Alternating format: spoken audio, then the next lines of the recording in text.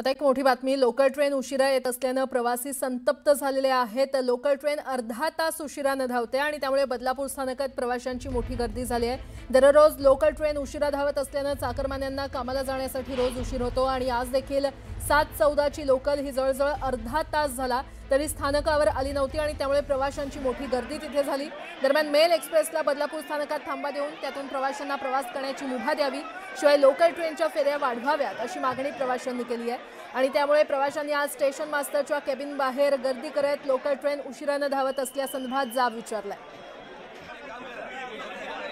आणि या संदर्भात अधिक माहिती देत आहेत आमचे प्रतिनिधी गणेश गायकवाड आपल्यासोबत जोडले गेलेले आहेत। गणेश, प्राजक्ता, बदलापूर स्थानकात रेल्वे प्रवाशांची सध्या मोठ्या प्रमाणात गर्दी आहे। विशेष म्हणजे दररोज लोकल ट्रेन ज्या आहेत त्या अर्ध्या तासाहून जास्त उशिराने असतात आणि त्याच्यामुळे बदलापूरकर जो चाकरमानी आहे मुंबई ठाण्याला जाणारा रोज त्याला लेट मार्क्सचा हा जो विषय आहे तो सहन करावा लागतो आणि महत्वाची बाब म्हणून इथून एक मेल एक्सप्रेस जाते, तिला बदलापूर स्थानकात थांबा द्यावा आणि ज्या अर्ध्या ते पाऊण तासाने लोकलचा गॅप आहे त्याच्यामधून त्या मेल एक्सप्रेस मधून आम्हाला प्रवास करण्याची मुभा द्यावी अशी बदलापूरकरांची मागणी आहे।